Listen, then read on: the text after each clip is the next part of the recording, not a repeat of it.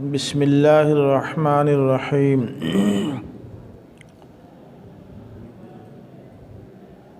قاتل الذین لا یؤمنون باللہ ولا بالیوم الآخر ویحرمون ما حرم اللہ ورسولہ ولا یدینون دین الحق من الذین اوتوا الکتاب حتی یعطوا الجزیۃ عن ید وہم صاغرون۔ وقالت اليہود عزیر ابن اللہ وقالت النصارى المسیح ابن اللہ ذلك قولهم بأفواههم يضاهئون قول الذين كفروا من قبل قاتلهم الله أنى يؤفكون۔ اتخذوا أحبارهم ورهبانهم أربابا من دون الله والمسیح ابن مریم وما امروا الا ليعبدوا الہا واحدا لا الہ الا هو سبحانہ عما یشرکون۔ یریدون ان یطفئوا نور اللہ بافواہہم ویأبی اللہ الا ان یتم نورہ ولو کرہ الکافرون۔ هو الذي أرسل رسوله بالهدى ودين الحق ليظهره على الدين كله ولو كره المشركون۔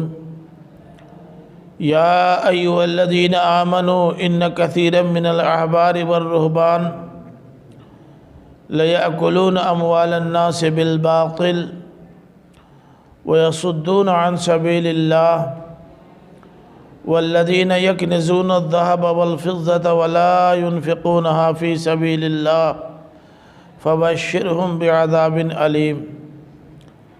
یوم یحمى علیہا فی نار جہنم فتکوی بها جباہهم وجنوبهم وظہورهم ھذا ما کنزتم لانفسکم فذوقوا ما کنتم تکنزون۔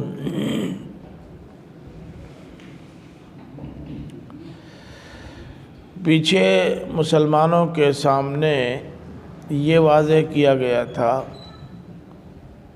کہ اب مشرکین کے سلسلے میں تمہیں اپنی پالیسی بدل لینی ہے۔ اب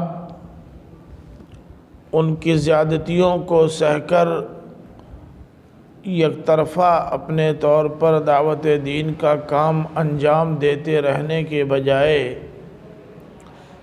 اگر ان کی طرف سے کشمکش برپا کی جاتی ہے تو تمہیں یہ اختیار دیا جا رہا ہے کہ تم ان سے جنگ کرو، اور اب جنگ ہی نہ کرو بلکہ اس وقت تک ان پر جنگ مسلط رکھو جب تک وہ اسلام اختیار نہ کر لیں۔ یعنی گویا ان کے سامنے اب دو راستے ہیں، یا تو جنگ یا قبول اسلام۔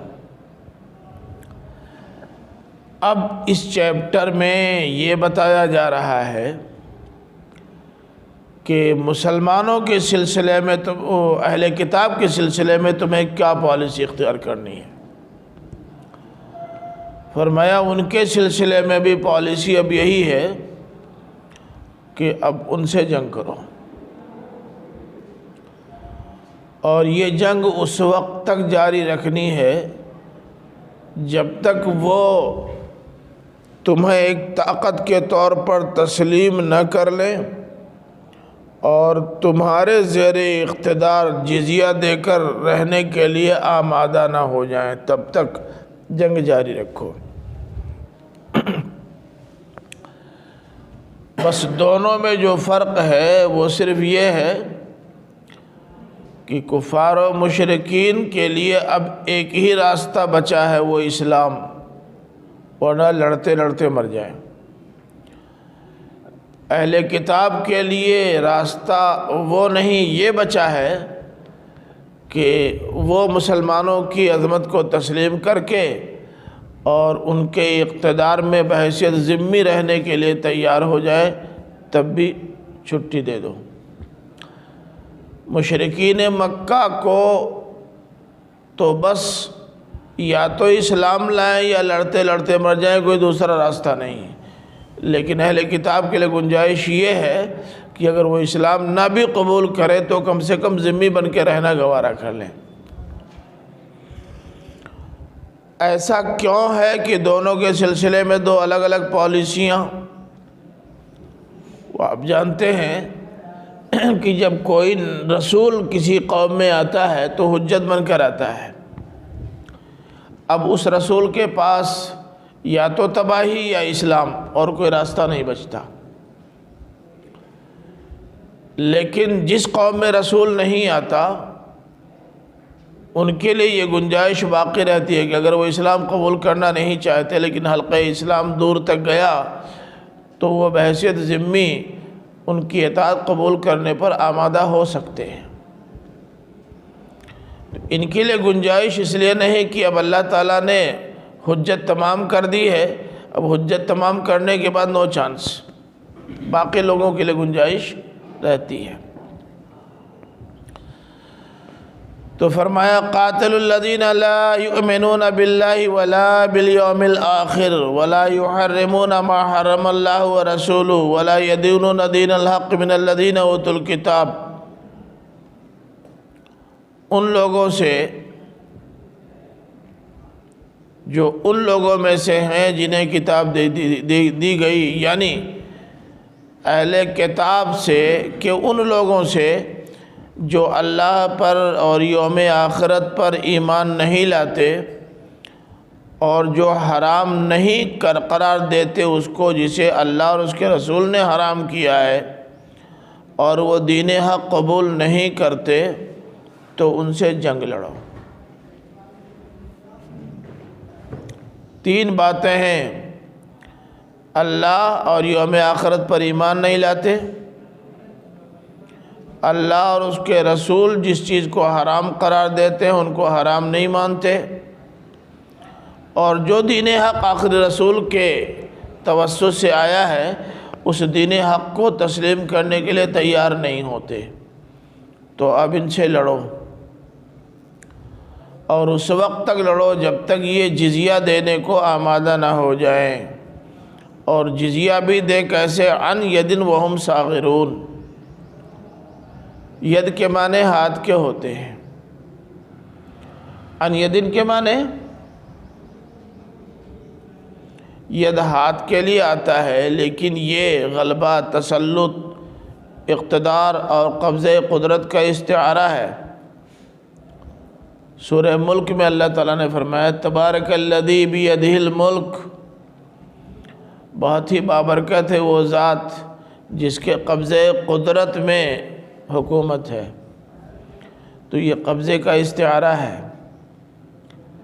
یعنی وہ اس بات کو تسلیم کر لیں کہ آپ کا قبضہ ہے، آپ کی حکومت ہے، آپ کا اقتدار ہے، یہ مان لیں، اسلامی حکومت تسلیم کر لیں، نمبر ایک۔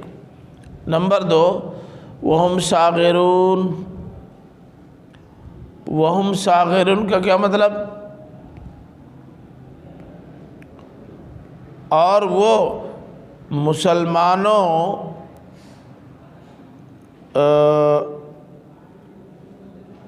کی ماتحتی قبول کر لیں۔ صاغرون یعنی ان کے آگے، ان کے مقابلے میں چھوٹے بن کے رہنا گوارا کر لیں۔ بالفاظ دیگر مسلمانوں کی حکومت تسلیم کر لیں اور اپنے آپ کو ان کے حکم کا پابند بنا دیں۔ جب تک اس کے لیے تیار نہ ہوں تب تک ان سے جنگ جاری رکھو۔ اب دیکھیے تین باتیں ہیں ایمان سے متعلق۔ ایمان لائیں اللہ پر اور یوم آخرت پر۔ نمبر دو، حرام قرار دے اس کو جس کو اللہ اس کے رسول نے حرام قرار دیا ہے۔ نمبر تین، دین حق کو تسلیم کریں۔ یہ تو بات ہوئی اسلام اور اہل اسلام کے توسط سے یا تعلق سے ان کی ذمہ داریوں کی، ان کے اپنے تعلق سے بھی 3 کام کرنا ہے۔ نمبر 1 جزیہ دینا ہے، نمبر 2 اپنی مغلوبیت اور مسلمانوں کے غلبے کو تسلیم کر لینا ہے، اور نمبر 3 ان کی ماتحتی قبول کر لینا ہے۔ اب کہا جا سکتا ہے کہ کم سے کم اللہ اور یوم آخرت پر ایمان تو اہل کتاب کا تھا، وہ تو اس کے دعوے دار بھی تھے کہ آمنا باللہ و بالیوم الآخر، ہم تو اللہ اور یوم آخرت پر ایمان لائے ہوئے ہیں۔ دیکھیے، اللہ اور یوم آخرت پر ایمان معتبر ہوگا اس وقت جب ایمان کے تقاضے پورے ہو رہے ہوں گے، تب۔ شرک کے ساتھ ایمان باللہ بے معنی ہے، محض زبانی جمع خرچ ہے، اور دھاندلی کے ساتھ، دھونس کے ساتھ، زبردستی ناجائز طریقے سے لوگوں پر ستم ڈھانا اور ان کی جائیداد اور ان کے اموال کو ہڑپ کر لینا، یہ آخرت پر ایمان کا ایک مذاق ہے، صرف زبانی جمع خرچ ہے بس۔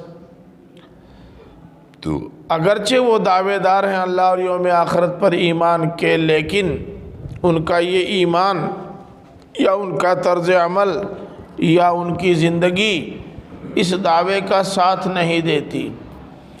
اس لیے اللہ تعالیٰ نے فرمایا کہ محض ایمان کا دعویٰ مت کرو، سچ مچ ایمان لاؤ۔ یا ایھا الذین آمنوا میں بھی وہی بات ہے، صرف دعویٰ ایمان کافی نہیں ہے، تقاضۂ ایمان کی تکمیل ضروری ہے۔ پھر جسے اللہ تعالیٰ نے حرام قرار دیا ہے، یا جن چیزوں کو اللہ تعالیٰ حرام قرار دیتا ہے، یہ بھی اس کو حرام مانیں۔ ابھی پیچھے یہ بات آ چکی ہے کہ دین اسلام نے جن چیزوں کو حرام کیا ان کو انہوں نے حرام نہیں مانا، اور جن چیزوں کو حلال کیا ان کو حلال نہیں مانا۔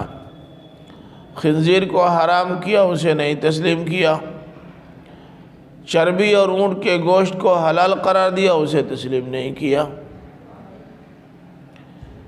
تو آخری رسول کے توسط سے جو دین آیا ہے، اس دین میں جو حلال ہے وہ حلال، جو حرام ہے وہ حرام، اس کو مانیں۔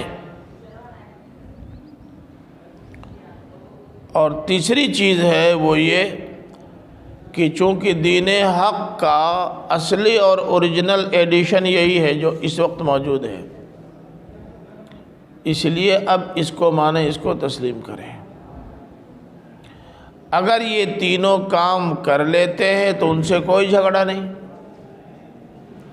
اور اگر یہ تینوں کام نہیں کرتے تو ان سے جنگ جاری رکھنی ہے اس وقت تک جب تک وہ یہ نہ کہہ دے کہ بھئی ہم اس طرح تو ایمان نہیں لائیں گے جیسے آپ ایمان لائے ہو،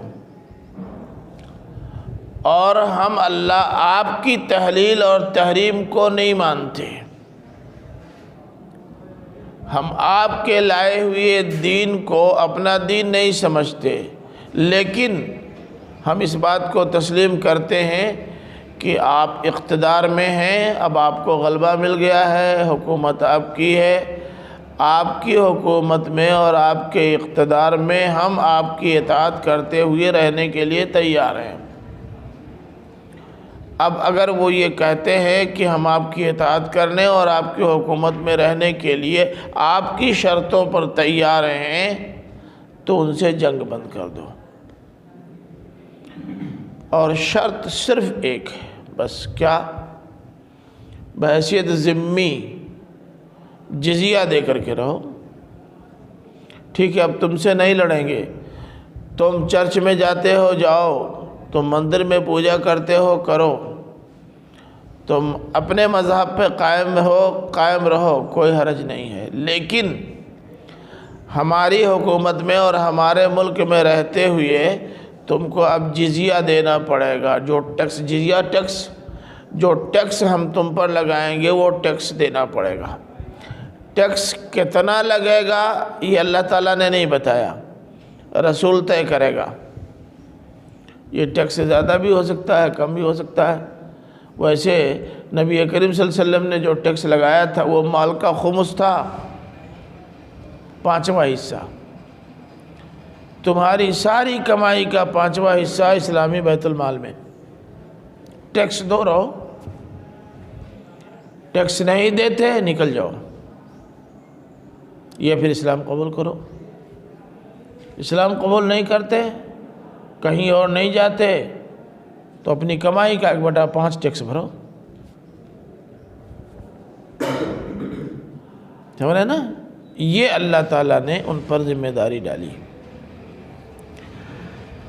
اور اسی بنیاد پر اللہ کے رسول صلی اللہ علیہ وسلم نے اہل کتاب سے ٹیکس وصول کیا، وہی خمس۔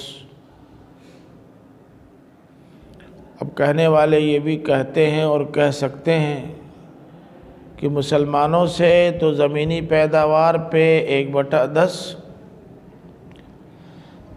اموال تجارت پر 1/40، اور اہل کتاب سے 1/5، یہ زیادتی نہیں ہے، زیادتی نہیں ہے۔ زیادتی اس لیے نہیں ہے کہ مسلمانوں سے عشر و زکوٰۃ لے لیا جا رہا ہے، اور ساتھ ہی ان کو ان سارے اصولوں کا پابند بنایا جا رہا ہے جن کا پابند اسلام نے بنایا ہے۔ تو ان کی پابندی تمہاری پابندیوں کے مقابلے میں بہت زیادہ ہے، تم بہت حد تک آزاد ہو۔ تو آزاد اور پابند دونوں پر ٹیکس یکساں کیسے ہو سکتا ہے؟ پھر جب اسلام کی حکومت قائم ہو گئی اور وہ مسلمان ہیں، گویا جس کی زمین ہے اس کے مرضی کے مطابق زندگی گزارنے کے لیے تیار ہیں، تو صحیح بات تو ہے کہ ان پہ کوئی ٹیکس ہی نہیں لگنا چاہیے، آپ جو چاہتے ہیں ہم کل کرنے کو تیار ہیں۔ لیکن اگر آپ یہ کہہ رہے ہیں نہیں ہم اپنی مرضی کے مطابق چلیں گے، تب تو آپ کو ٹیکس دینا پڑے گا۔ اب آپ یہ کہہ سکتے ہیں کہ پھر ان سے ٹیکس لینے کی ضرورت ہی کیا ہے؟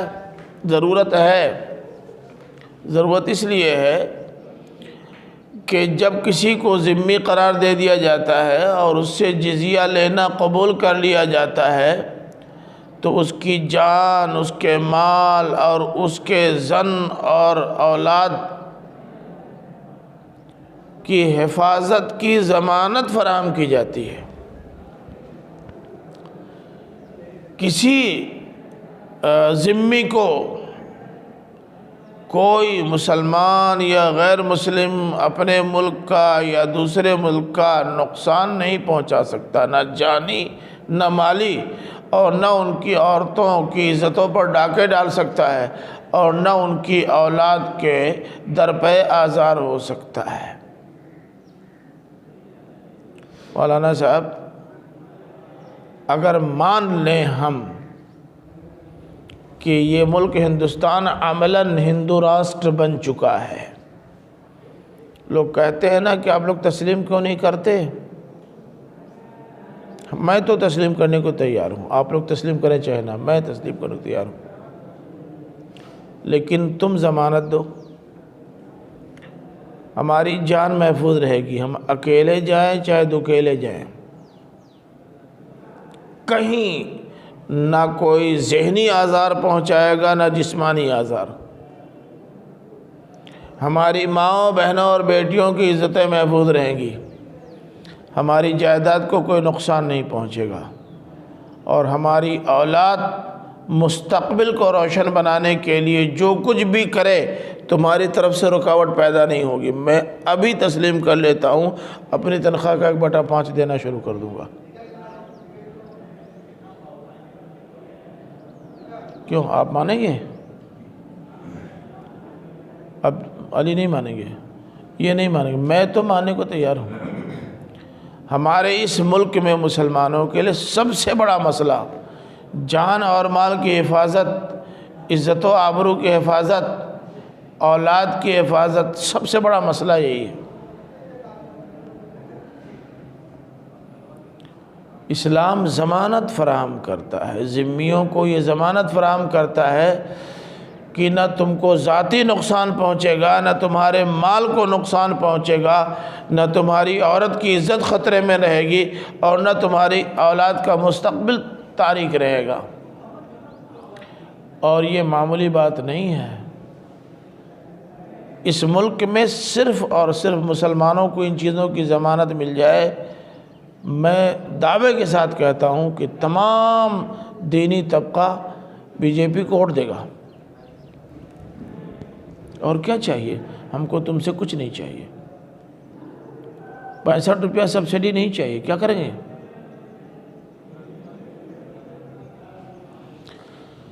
تو یہ بہت بڑی بات ہے۔ اسلامی حکومت جب کسی کو ذمہ قرار دیتی ہے تو اس کی ساری چیزوں کی ضمانت، حفاظت کی ضمانت لیتی ہے۔ اب کوئی اس کو بھی ظلم اور زیادتی قرار دے تو اس کا کیا علاج؟ اس سے زیادہ کسی بھی ملک میں ذمیوں کو یا غیر مذاہب سے تعلق رکھنے والوں کو اور کیا عزت مل سکتی ہے؟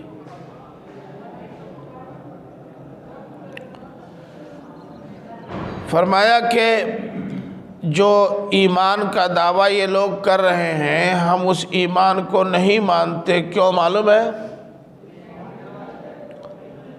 یہ جس اللہ پر اور یوم آخرت پر ایمان کا دعویٰ کر رہے ہیں، ہم ان کے دعویٰ ایمان کو تسلیم نہیں کرتے۔ کیوں معلوم ہے؟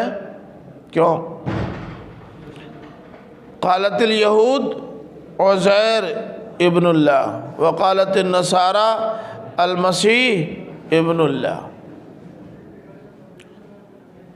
یہود کہتے ہیں عزیر اللہ کے بیٹے ہیں، نصارہ کہتے ہیں مسیح اللہ کے بیٹے ہیں، تو شرک ہے۔ شرک کے ساتھ ایمان کا دعویٰ چیمانہ درد، کیا حیثیت ہے اس کی؟ اللہ توحید کی تعلیم دیتا ہے اور آپ شرک کے علم بردار ہیں، دونوں میں زمین آسمان کا فرق ہے۔ آپ کا دعویٰ ایمان کیسے مان لیا جائے گا؟ یہ اللہ تعالیٰ نے دلیل فراہم کی ہے۔ اب یہ عزیر کون ہے؟ مسیح کے بارے میں تو بہت پڑھا آپ لوگوں نے، پڑھتے چلے آ رہے ہیں کہ حضرت مریم کے بیٹے ہیں۔ اللہ تعالیٰ نے ان کو کلمہ کن سے پیدا کیا، اپنی روح سے پیدا کیا ہے، پورا معلوم ہے، تفصیل کے ساتھ پڑھ چکے ہیں، سورہ مریم بھی پڑھ لی آپ نے۔ عزیر کون ہے؟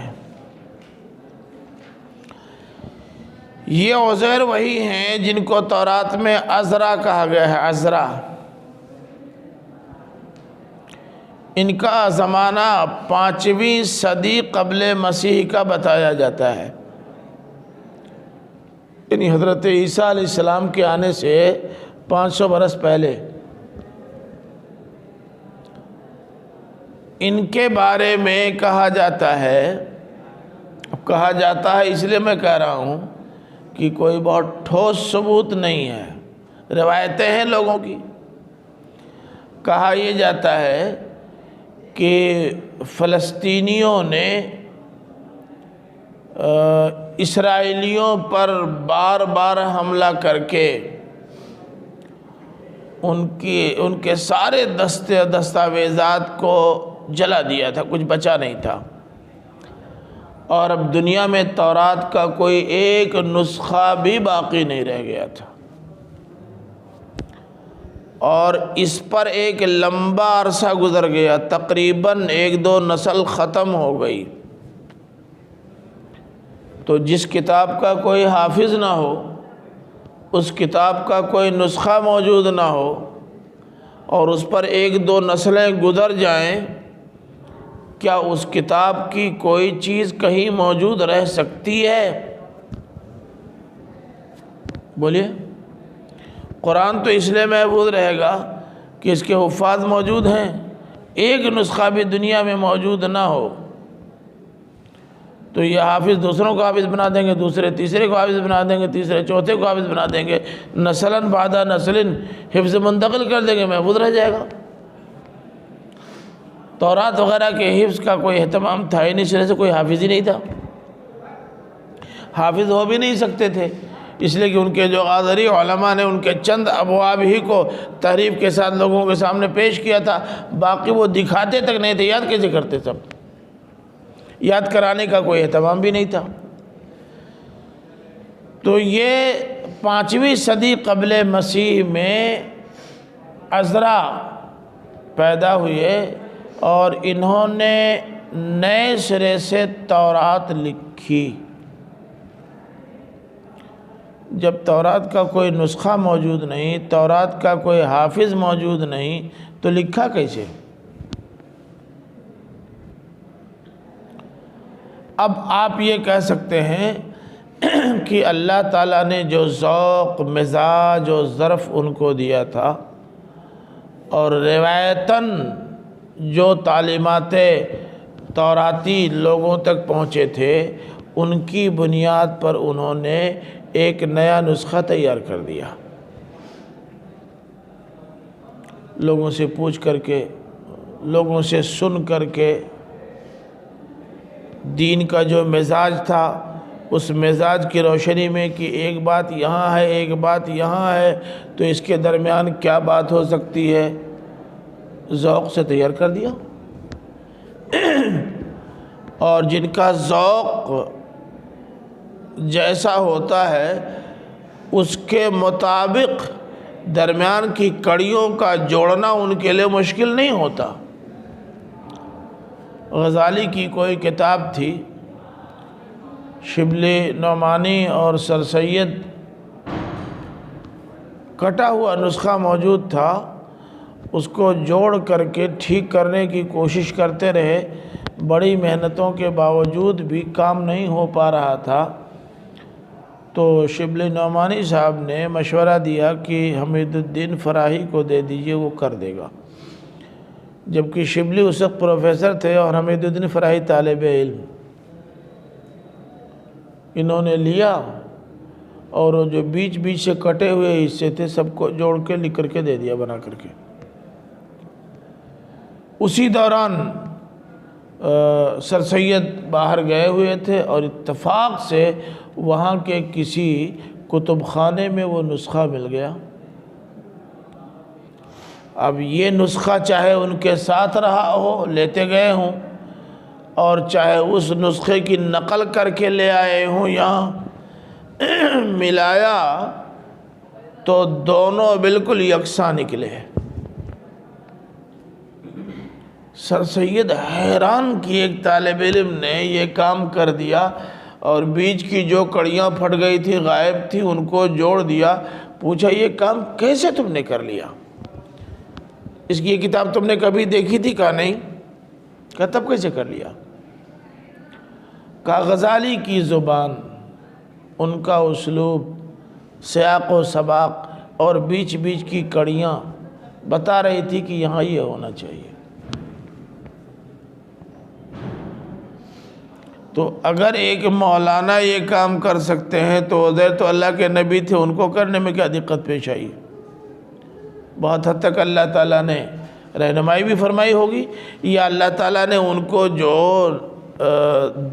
دین دیا، جو شریعت دی، اس شریعت کی تعلیمات ان کے سامنے تھیں، ان کی روشنی میں جو تورات کے حوالے وغیرہ تھے ان کو سامنے رکھ کر کے انہوں نے تیار کر دیا۔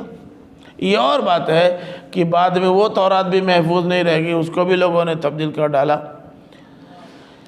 تو یہودیوں نے یہ دعویٰ کیا کہ یہ اگر اللہ کے بیٹے نہ ہوتے تو وہ تورات جو اللہ نے بھیجی تھی اور ناپید ہو گئی تھی، نئے سرے سے اسے نہ لکھ پاتے، جبکہ اس کی کوئی چیز آج دنیا میں موجود نہیں۔ تو تورات کا جو نسخہ غائب ہو گیا تھا، اللہ تعالیٰ نے اپنا بیٹا بھیج کر پھر سے تیار کرا دیا۔ یوں عزیر کو ابن اللہ قرار دیتے تھے۔ بھلا ریزن کچھ بھی ہو، سبب کچھ بھی ہو، لیکن عزیر کو اللہ کا بیٹا یا مسیح کو اللہ کے بیٹا ماننا تو شرک نہ ہے؟ بئی شرک دعوی ایمان بے معنی ہے۔ تو اس لیے اللہ تعالیٰ نے کہا کہ یہ اللہ اور یوم آخرت پر واقعی ایمان لائیں، ایسا ایمان نہیں کہ عزیر ابن اللہ اور مسیح ابن اللہ رہیں۔ فرمایا کہ یہ عزیر ابن اللہ اور مسیح ابن اللہ کا دعویٰ ان کا صرف منہ کی باتیں ہیں، بس ان کے منہ سے نکلی ہوئی باتیں، قولہم بافواہہم، یہ ان کی افواہ ہیں، یہ ان کی بکواس ہے۔ یضاہئون قول الذین کفروا من قبل، مضاحات کے معنی، مضاحات کے معنی شابہ و شاکلہ، مشابہت اور مشاکلت، یعنی یہ ان لوگوں کی بات سے اپنی بات ملاتے ہیں جنہوں نے ان سے پہلے کفر کیا، یعنی پچھلے کافروں کی جو باتیں تھیں وہی ان کی بھی ہیں۔ شرک ان کے یہاں بھی تھا، شرک ان کے یہاں بھی ہے، شرک کی نوعیت وہاں بدلی ہوئی تھی، یہاں بدلی ہوئی ہے، مگر اللہ تعالیٰ کے ساتھ ساجی انہوں نے بھی ٹھہرایا، انہوں نے بھی ٹھہرایا۔ تو یہ شرک ان کو پرانے لوگوں سے ورثے میں ملا ہے اور اسی کو یہ پوری حفاظت کے ساتھ اپنے پاس رکھے ہوئے ہیں۔ قاتلہم اللہ، یہ لعنت کا کلمہ ہے، ستیہ ناس ہو ان کا۔ قاتلہم اللہ کے معنی لعنت ہو ان پر اللہ کی، ستیہ ناس ہو ان کا۔ انا یؤفکون، یہ کہاں گھمائے پھرائے جا رہے ہیں، شیاطین جہاں جہاں چاہتے ہیں ان کی نکیل پکڑ کر اپنی مرضی کے مطابق مختلف وادیوں میں چکر لگواتے رہتے ہیں۔ جب اللہ کا نبی آ گیا اور اس نے ایک راستہ دکھا دیا اور راستہ بالکل سیدھا اور سچا ہے، فطری ہے، عقل میں آنے والا ہے، تو اسے مان لینا چاہیے۔ لیکن انہوں نے اب شیطان کے ہاتھ میں نکیل دے دی ہے، وہ جہاں چاہتے ہیں گھماتے رہتے ہیں۔ فرمایا کیسے مان لیا جائے کہ ان کا دین دین حق ہے؟ اوپر جو دعویٰ کیا گیا ہے نا، یا جس بنیاد پر ان سے جنگ کرنے کی بات کہی گئی، وہ سب تو اس کی تفصیلات آ رہی ہیں۔ اب کیسے مان لیا جائے کہ ان کا دین دین حق ہے؟ دعویٰ تو یہ کر رہے ہیں، مگر یہ بات صحیح ہے؟ سوچو کہ اتخذوا احبارہم و رہبانہم اربابا من دون اللہ، انہوں نے اپنے احبار اور اپنے رہبان کو رب بنا لیا ہے اللہ کو چھوڑ کر، اور مسیح ابن مریم کو بھی۔ احبار حبر کی جمع ہے، حبر کے معنی، حبر کہتے ہیں نامور عالم کو، زبردست عالم کو، فقیہ کو، مدبر اور مفکر کو۔ انہوں نے اپنے علماء، فقہاء، مدبرین اور مفکرین کو، ورہبانہم، رہبان راہب کی جمع ہے، راہب کے معنی ہوتے ہیں مذہبی رہنما، شیخ، صوفی۔ انہوں نے اپنے شیوخ، اپنے صوفیہ اور اپنے علماء اور فقہاء کو رب بنا لیا ہے اللہ کو چھوڑ کر، اور مسیح ابن مریم کو بھی رب بنا لیا ہے۔ جب یہ بات قرآن مجید نے کہی تو اہل کتاب نے اس پر اعتراض کیا کہ قرآن یہ غلط کہہ رہا ہے، جھوٹا الزام ہمارے اوپر لگا رہا ہے۔ اے نبی یا اے محمد، کہاں ہم اپنے علماء کو اور اپنے فقہاء کو اور اپنے مشائخ کو رب مانتے ہیں؟ تو آپ نے پوچھا کہ کیا آنکھ بند کر کے ان کے فقہ و فتاوی پر عمل نہیں کرتے؟ اگر کوئی یہ کہہ دے کہ یہ اللہ اور اس کے رسول کا فرمان ہے، تو تم یہ نہیں کہتے کہ اللہ اور اس کے رسول کے فرمان کو سب سے زیادہ سمجھنے والے آپ ہیں، ہمارے علماء اور اکابر نے اس کو نہیں سمجھا، وہ کل بیوقوف تھے؟ کیا یہ نہیں کہتے؟ کہ یہ بات تو ہے، کہ یہی تو رب ماننا ہوا۔ اور بدقسمتی سے آج بھی یہ مزاج موجود ہے امت مسلمہ میں۔ آپ کوئی بات کہہ دیجئے کسی بھی مسلک میں کوئی رائے اگر آپ کو کمزور نظر آئے اور اس کے مقابلے میں اللہ کے رسول کا فرمان مل جائے اور دونوں میں تصادم ہو تو آپ نہیں مانتے۔ اگر کوئی کہے کہ بھائی جب صحیح حدیث آپ کو مل گئی ہے تو آپ ایک امام کی رائے کو رد کیوں نہیں کرتے؟ تو کہتے ہیں ان سے زیادہ قابل ہیں آپ کیا؟ یہی تو ہوا، ارباب من دون اللہ بنانا۔ اب یہ کہتے ہیں کہ آپ اپنی عقل کا استعمال مت کیجئے۔ اے پاگل، میں دوسری کی عقل کیسے استعمال کروں گا؟ یہ تو ایسے ہی ہے، اپنے پیر کا استعمال مت کرو تو تمہارا پیر میں کیسے استعمال کروں گا؟ میں تو اپنی عقل نہ استعمال کروں گا، دوسرے کی عقل میں کہاں سے استعمال کروں گا؟ اب یہ کہنا کہ ابھی میں نے سنا مولانا امین حسن اصلاحی صاحب کے حوالے سے کہ ایک صاحب گئے، ان سے انہوں نے کہا کہ مولانا اسلاف کی رائے تو یہ ہے فلاں آیت کے سلسلے میں اور آپ نے ان سے اختلاف کیا ہے۔ انہوں نے کہا 2-2.5 سال انتظار کر لیجئے، 2-250 سال انتظار کر لیجئے، میں بھی اسلاف میں ہو جاؤں گا۔ نہیں ہو جائیں گے؟ یہی تو ہوتا ہے نا۔ یہ کیا بات ہوئی کہ 200 سال پہلے جو مولانا آئے تھے وہ زیادہ سمجھدار تھے، وہ زیادہ بڑے مولانا تھے، کیسے معلوم؟ بھائی غزالی کی قدر ان کے زمانے میں نہیں ہوئی، احمد ابن حنبل کی قدر ان کے زمانے میں نہیں ہوئی، ابن تیمیہ پر کفر کے فتوے ان کے زمانے میں لگتے رہے، امداد اللہ مہاجر مکی دارالعلوم دیوبند کے کرتا دھرتا لوگوں میں سے ان پر کفر کے فتوے لگے، قاسم نانوتی دارالعلوم دیوبند کے بانی پہ کفر کے فتوے لگے، حمید الدین فراہی پر یہاں کفر کے فتوے لگے، مگر اب امام غزالی، امام ابن تیمیہ، امام نانوتوی، امام فراہی ہو گئے کہ نہیں ہو گئے؟ میں بھی کل بڑا مولانا ہو جاؤں گا۔ یہ تو ہوتا رہا ہے۔ یہ دلیل کی کون سی قسم ہے کہ اتنے بڑے بڑے لوگوں نے، کس نے کہا کہ وہ بہت بڑے بڑے ہیں؟ تم کہہ رہے ہو نا، میں کیوں نہیں بڑا ہوں؟ یہ دلیل کی کوئی قسم نہیں ہے۔ انتہائی فضول بات یہ ہے کہ میں چونکہ استاد ہوں اس لیے جو کہہ دوں گا کل صحیح ہوگا، اور چونکہ آپ طالب علم ہیں اس لیے آپ جو کہیں گے کل غلط ہوگا۔ یہ کون سی دلیل ہے بتاؤ؟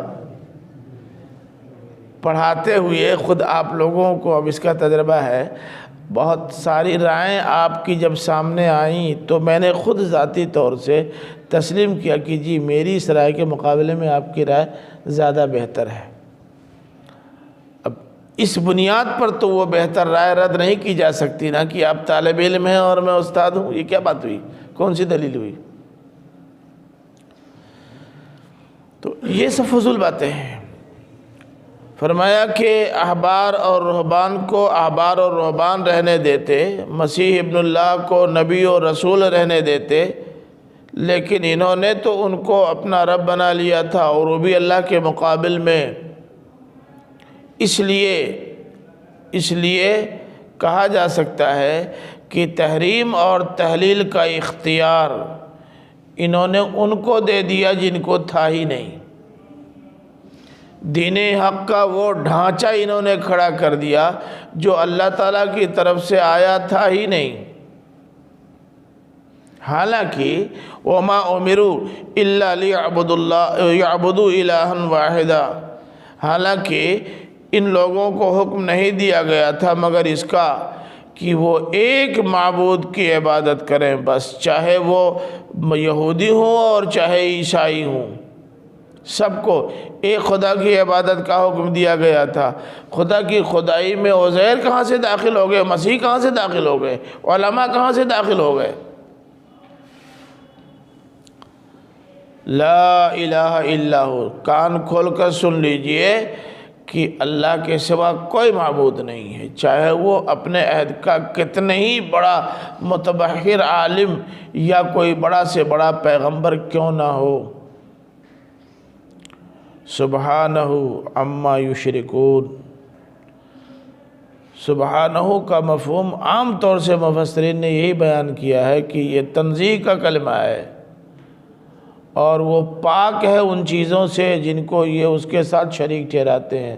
مولانا اصلاحی صاحب بھی ہر جگہ یہی بات کہتے ہیں، لیکن شاید آپ کو یاد ہو کہ میں اس سے پہلے بھی کئی بار بتا چکا ہوں کہ تسبیح کی اصل روح تعظیم ہے، تنزیہ نہیں ہے۔ کہیں کہیں تنزیہ کا پہلو بھی نظر آتا ہے، اس سے انکار نہیں ہے، لیکن اصل معنی اس کا تعظیم کا ہے۔ سبحانہ عما یشرکون کا مطلب یہ ہے کہ وہ بہت بڑا ہے، بہت بڑا ہے، بہت بڑا ہے ان چیزوں سے جن کو یہ اس کے ساتھ شریک ٹھہراتے ہیں۔ یہ فرش مقبل میں ٹاٹ کا جو پیوند لگاتے ہیں، یہ پیوند نہیں چلے گا، یہ مطلب ہے اس کا۔ کہاں اللہ اور کہاں یہ غیر اللہ، کیا نسبت ہے؟ یہ تو اللہ تعالیٰ کے ساتھ کسی کو شریک کرنا ایسے ہی ہے جیسے مخمل میں ٹاٹ کا پیوند لگا دیجئے۔ ٹاٹ کا پیوند مخمل میں چلے گا؟ بولیے۔ گھڑی کا پہیا ٹریکٹر میں لگے گا کیا؟ کیا کیا باتیں کرتے ہو؟ سائیکل کا پہیا ٹرک میں لگے گا کیا؟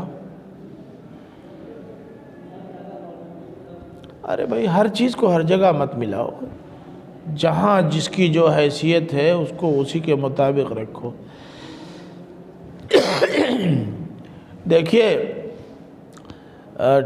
ٹرک کا یا ٹریکٹر کا پہیا بیل گاڑی میں تو لگ سکتا ہے ڈلف میں،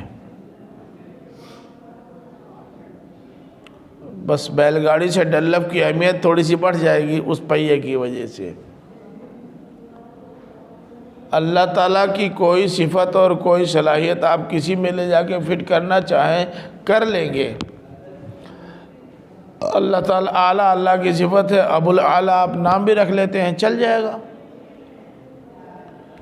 لیکن ای چنی آ چنی کو اٹھا کے اللہ تعالیٰ کے برابر پہنچا دو، یہ کیسے ہوگا؟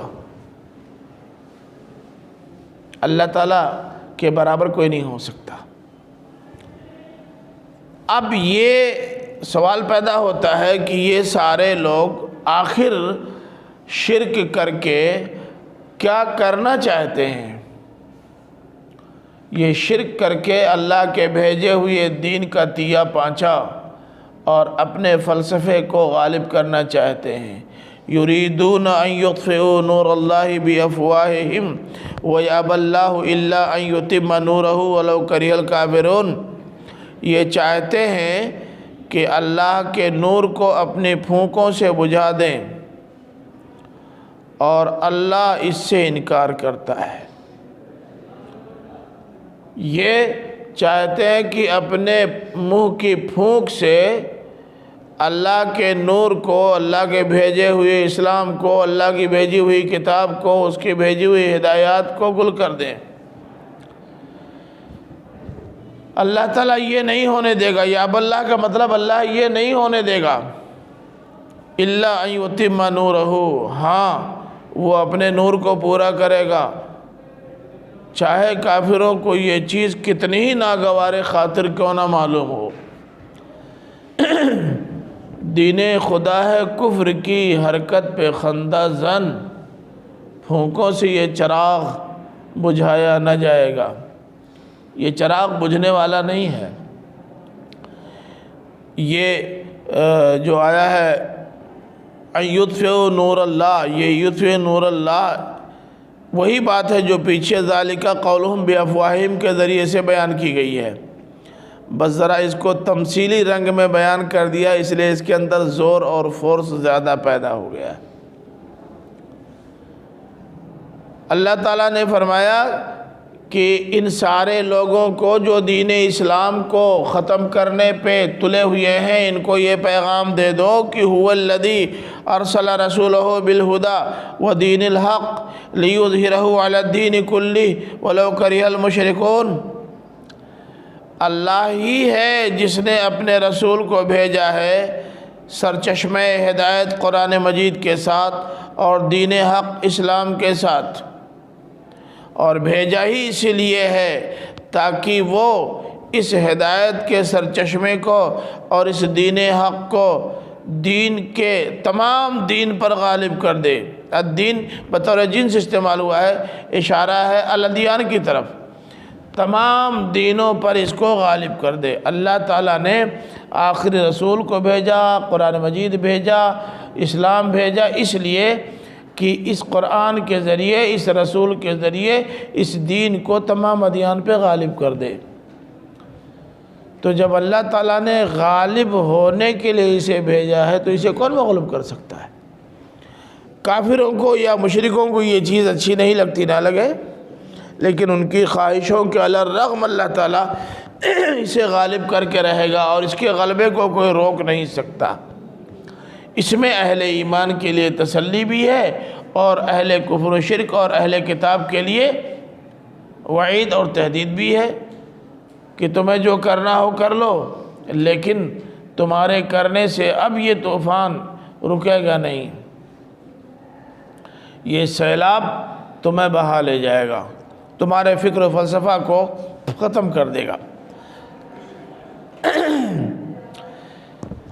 اب اہل ایمان کو خطاب کرتے ہوئے کچھ ہدایات مزید دی ہیں۔ یا ایھا الذین آمنوا ان کثیرا من الاحبار والرہبان لیأکلون اموال الناس بالباطل ویصدون عن سبیل اللہ۔ اے ایمان لانے والو، کیوں کہا جا رہا ہے کہ اللہ کے بھیجے ہوئے دین کو اختیار کرو؟ احبار اور رہبان کے فقہ و فتاوے پر دھیان مت دو۔ کیوں؟ اس لیے کہ تم جانتے نہیں کہ یہ بیشتر احبار اور رہبان لوگوں کا مال باطل طریقے سے کھاتے ہیں۔ بیشتر احبار اور رہبان، بہت سارے احبار اور رہبان باطل طریقے سے لوگوں کا مال کھاتے ہیں۔ کیسے معلوم ہے؟ انہوں نے فتویٰ دے دیا تھا کہ زکوٰۃ کی رقم ڈائریکٹ نہیں دی جا سکتی، زکوٰۃ کی رقم لازماً علماء کے یہاں جمع کرانی ہوگی۔ جمع کرا دیتے تھے، علماء سے سوال نہیں کیا جا سکتا۔ خطائے بزرگاں گرفتن خطاست، بڑوں کی غلطی نہیں پکڑی جا سکتی۔ ہمارے پردھان منتری جی نے پردھان منتری کوش میں چندہ دینے کے لیے کہا نا، بولیے، اور کھربوں روپے جمع ہو گئے۔ لوگ پوچھ رہے ہیں کہ جو پیسہ جمع ہوا کتنا جمع ہوا ہے، کہاں خرچ ہوگا؟ کہہ رہے ہیں یہ آپ نہیں پوچھ سکتے۔ اچھا انکوائری بٹھا دیجئے، انکوائری نہیں بٹھا سکتے۔ کورٹ میں درخواست دی، سپریم کورٹ نے کہہ دیا کہ اس کوش کی نہ نگرانی کی جا سکتی اور نہ اس کا حساب و کتاب لیا جا سکتا۔ قصہ ختم۔ بہت سارے موقعوں پر آپ سے ہم نے سنا ہے، آپ سے چندہ لوگوں نے دیا، بہت زیادہ، اتنا دیا، اتنا دیا، اتنا دیا۔ آپ کو کتنا کتنا چندہ کس نے دیا؟ کہنے لگے میرے پاس تو کوئی ریکارڈ نہیں، مجھے نام تک معلوم ہے۔ کہا مجھے نہیں معلوم کتنا دیا، جو لوگ دیتے گئے میں خرچ کرتا گیا، مجھے کیا معلوم کس نے کتنا دیا اور کتنا خرچہ ہو، کوئی حساب ہے نہیں سرے سے۔ یوگی نے جن مدارس پر اس وقت انکوائری بٹھائی ہے ان میں سے بیشتر مدارس کا کوئی حساب ہی نہیں ہے، کوئی حساب نہیں۔ چندہ جو آ رہا ہے کل ہمارا، اور جو ہم خرچ کر دے رہے ہیں وہی خرچ، کوئی حساب نہیں۔ اس میں اپنی گاڑی بھی لے رہے ہیں، اس میں اپنا مکان بھی بنا رہے ہیں، اور اس میں وہ محل بھی بنا رہے ہیں جس کے تیسرے منزلے پر ہماری گاڑی چلی جاتی ہے۔ نہیں پتہ عبداللہ آپ کو؟ آپ کے پڑوس کی بات میں کر رہا ہوں۔ شاندار محل بنا ہوا ہے، شاندار محل، لوگ گئے ہیں دیکھ کے آئے ہیں، اور ڈائریکٹ ان کی گاڑی تیسرے منزلے پہ جا کے کھڑی ہوتی ہے۔ مہینہ 2 مہینے کے لیے چھٹی پہ جاتے ہیں تو یہیں سے انووا گاڑی ریزرو جاتی ہے، یہیں سے انووا گاڑی ریزرو جاتی ہے۔ جب تک رہتے ہیں تب تک کا کرایہ ادا ہوتا ہے، جب تک رہتے ہیں۔ اب پتہ نہیں 1000 روپیہ پر ڈے ہے یا کتنا ہے یہ نہیں معلوم۔ تیل بھروائیں گے، کوئی خرابی آئے گی تو خرابی ٹھیک کرائیں گے، بطور کرایہ 1000 روپیہ روز، مہینہ 2 مہینہ 4 مہینہ جب مہینہ رہنا ہو رہا ہے۔ گاڑی والا بھی کیوں نہیں جائے گا؟ بھئی کھانا مل رہا ہے، پر ڈے 1000 روپیہ مل رہا ہے، گاڑی میں تیل بھروایا جا رہا ہے، گاڑی خراب ہوگی بنوائیں گے۔ کہہ رہے ہیں مجھ کو پتہ ہی نہیں معلوم۔ اچھا کسی سے پوچھ لینا، سب جانتے ہیں، تم پتہ نہیں کیوں نہیں جانتے؟ آپ لوگ بھی نہیں جانتے؟ توبہ توبہ۔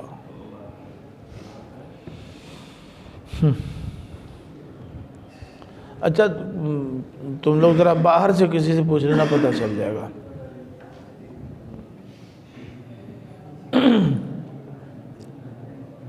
اینٹ پر نام لکھا ہوا ہے، اینٹ پہ نام لکھا ہوا ہے۔ اب بھی جس ادارے کے ذمہ دار ہیں اس کی اینٹ پر، ایک وبھاگ پر کوئی چیلنج نہیں کر سکتا۔ کس دنیا میں رہتے ہیں آپ لوگ؟ اصلاح پہ کیا رہتے تھے، اسے کچھ نہ پتہ پاتے۔ تو ان کثیرا من الاحبار والرہبان لیأکلون اموال الناس بالباطل، بہت سارے احبار اور رہبان ہیں جو لوگوں کا مال کھاتے ہیں باطل طریقے سے، باطل طریقے سے۔ مولانا عبد الرحمن سے کسی نے مسئلہ پوچھا کہ صدقے کا گوشت استعمال کر سکتے ہیں کہ نہیں؟ کہا نہیں،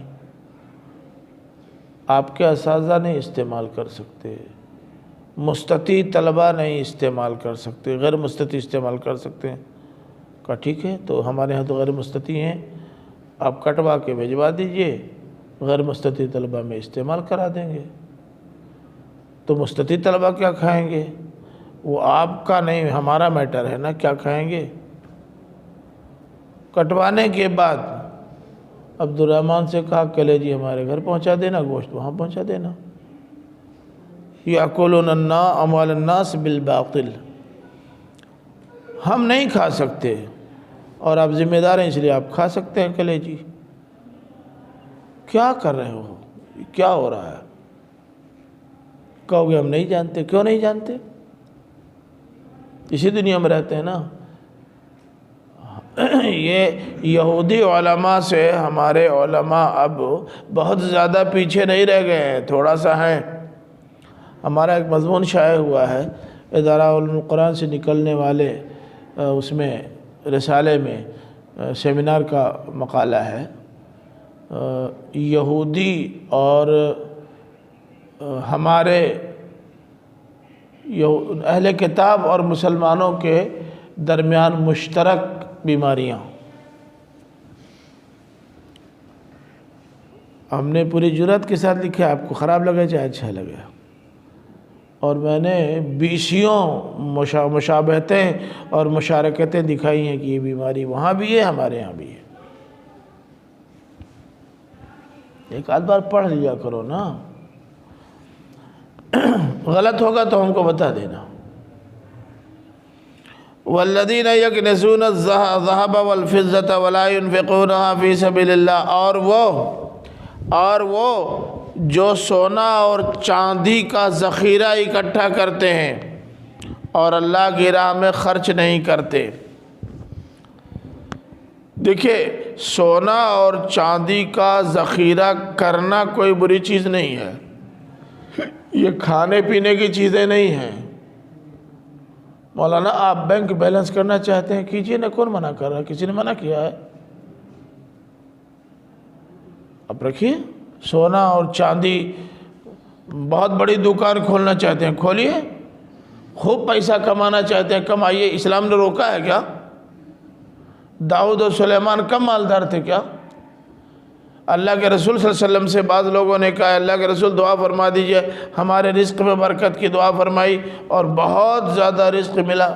اس کی کوئی رکاوٹ ہے کیا؟ نہیں۔ لیکن والذین جو سونا اور چاندی کا ذخیرہ اکٹھا کرتے ہیں اور اللہ کی راہ میں خرچ نہیں کرتے، نہ زکوٰۃ دیتے ہیں، نہ ضرورت مندوں کی ضرورتیں پوری کرتے ہیں، سب سینت کے بٹور کے رکھ رہے ہیں۔ موطا میں آپ نے پڑھا ہوگا، پوچھا کہ ما هو الکنز، کنز کیا ہے؟ تو یہی جواب دیا تھا جو قرآن نے کہا ہے۔ کنز یہ ہے کہ آپ سونا اور چاندی کا ڈھیر اکٹھا کیجئے، ضرورت مندوں کی ضرورت پر خرچ مت کیجئے، بس بٹورتے چلے جائیے۔ آلو بہت پیدا ہوا ہے، گیہوں بہت پیدا ہوا ہے، دھان بہت پیدا ہوا ہے، اڈانی امبانی کل خرید کر کے بٹور لیں، کسی پر خرچ نہ کریں۔ اور جب کسی کے پاس نہ رہ جائے تو آلو آج 10 روپے کلو ہے نا، 100 روپیہ کلو دیں۔ گیہوں 14 روپیہ کلو ہے، 1400 روپیہ کلو دیں۔ پانی جانتے ہیں نا، پانی کتنا مہنگا ہے؟ مات 20-15 کہیے، وہ نیر 15 میں مل جاتا ہے، وہ بھی سب کو نہیں ملتا، جو جانتے ہیں انہی کو ملتا ہے، ورنہ سب سے 20 لے لیتے ہیں۔ 20 روپے کا ہے۔ یہی پانی نکال کر کے باٹل میں بھر کر کے 1 روپیہ 1.5 روپیہ لاگت آتی ہے فی باٹل، 15 روپے میں 20 روپے میں بیچ رہے ہیں۔ اس سے روکا گیا ہے۔ فرمایا کہ اور وہ جو سونا اور چاندی کا ذخیرہ اکٹھا کرتے ہیں اور اللہ کی راہ میں خرچ نہیں کرتے، تو یہ اور وہ جن کا ذکر اوپر ہوا ہے، ان کو دردناک عذاب کی بشارت سنا دو۔ اے ایمان لانے والو، یہ جن کا بیان ہو رہا ہے نا، یہ علماء اور فقہا اور مشائخ ہونے کے باوجود لوگوں کا مال باطل طریقے سے کھاتے ہیں، لوگوں کو اللہ کی راہ سے روکتے ہیں، سونا چاندی کا خزانہ اکٹھا کرتے ہیں، خرچ نہیں کرتے، ان کو دردناک عذاب کی بشارت دے دو۔ 300 کلو بابا کے یہاں سے سونا برآمد ہوا ایک مندر سے، 36 کنٹل چاندی برآمد ہوئی ہے، 300 کلو۔ نہیں معلوم؟ بابا رام رحیم کیسے نہیں نکلا ہے؟ ارے یہ تو رپورٹیں سب آ چکی ہیں اخبارات، تو پرانے زمانے کی بات نہیں ہے، ابھی تو 2 سال پہلے کی بات ہے۔ اتنا پیسہ ملتا ہے۔ ٹھیک ہے، نہیں سمجھ میں آتا مت سمجھو، مگر یاد رکھو ایک دن آئے گا، یوم یحما علیہا فی نار جہنم فتکوی بہا جباہہم وجنوبہم وظہورہم۔ ایک دن آئے گا کہ جب ان پر جہنم کی آگ میں، ان پر کیا مطلب؟ ان پر جہنم کی آگ دہکائی جائے گی۔ یہ یحما فی نار جہنم اس کا نائب فاعل ہے، جار مجرور بھی نائب فاعل ہوتا ہے نا، وجیہ یومئذ بجہنم، یاد کرو اس دن کو جس دن ان پر جہنم کی آگ دہکائی جائے گی، فتقوا بہا جباہہم، تو اس آگ سے بھونا جائے گا، جھلسایا جائے گا، داغا جائے گا کیا؟ جباہہم، ان کی پیشانیاں داغی جائیں گی، وہ جنوبہم، ان کے پہلو داغے جائیں گے، وہ جو صوفہ پر اور بڑے بڑے اونچے گدوں پر رہتے تھے، وہ ظہورہم، اور ان کی پیٹھیں کہ اگر ایک دھاگا بھی نیچے پڑ جائے تو نیند نہیں آتی تھی۔ ھذا ما کنزتم لانفسکم، اور ان سے کہا جائے گا کہ میاں یہ ہے تمہارا وہ کنز جس کو تم نے اپنے لیے بٹور کے رکھا تھا، یہ ہے تمہارا وہ خزانہ جو تم بٹور کے رکھتے تھے مگر خرچ نہیں کرتے تھے۔ فذوقوا ما کنتم تکنزون، تو جو تم نے بٹور کے رکھا خزانہ اب اس کا مزہ چکھو۔ اور حدیثوں میں آتا ہے کہ ان کا یہی مال سانپ بن جائے گا، بچھو بن جائے گا، ان کو کاٹے گا، ڈسے گا اور کہے گا کہ میں تمہارا مال ہوں جو تم نے بٹور کے رکھا ہے۔ تو جو جس مذہب کے لوگ یا جن اہل کتاب کے علماء اور ان کے مشائخ کا حال یہ رہا ہو کہ وہ لوگوں کی چمڑی ادھیڑ لیتے رہے ہوں اور ان کے پیٹ کا اناج بھی نکال لیتے رہے ہوں، ان کا خون چوستے رہے ہوں، وہ عوام سے کبھی سروکار نہ رکھتے رہے ہوں، ان کی بھکتی میں تم پڑے ہوئے ہو۔ یہی بھکتی تو آج ہمارے ہاں بھی ہے نا۔ ہماری موجودہ حکومت قوانین بنا کر کے پورے ملک کے سارے عوام کو برباد کر رہی ہے، سارے عوام کو، سوائے چند سرمایہ داروں کو نفع پہنچانے کے جو ہاتھ کی انگلیوں پہ گنے جا سکتے ہیں، باقی سب کا استحصال کر رہی ہے۔ مگر بھکتی ڈھول بجا رہے ہیں اب بھی۔ ہوش میں آئیں گے کب؟ جب کل لٹ چکا ہوگا، مگر فائدہ؟ اللہ تعالیٰ نے متنبہ کیا ہے کہ وقت رہتے ہوئے غلطی سدھار لو ورنہ نقصان اٹھانا پڑے گا۔ اور یہ اہل کتاب کے علماء جو لٹیرے ہیں، ڈاکو ہیں، یہ تمہارے لیے آئیڈیل نہیں بن سکتے، اس لیے ان کو آئیڈیل مت بناؤ، ان کو نمونہ نہ بناؤ۔ نمونہ بناؤ کہ ان کو جن کو اللہ تعالیٰ نے بعثت نبی اور رسول دنیا میں بھیجا ہے، وہ نمونہ ہے۔ بات سمجھیں؟ تو اس میں اہل کتاب اور ان کے علماء اور عوام سب کی تصویر نمایاں کر دی گئی، اور جو اہل ایمان ان کو مذہبی رہنما سمجھ کر ان کے فقہ و فتاویٰ کو بڑی اہمیت اور احترام کی نظر سے دیکھتے تھے، ان کو بھی تنبیہ فرما دی تاکہ یہ لوگ آئندہ اس شر سے محفوظ رہیں۔ وآخر دعوانا الحمدللہ رب العالمین۔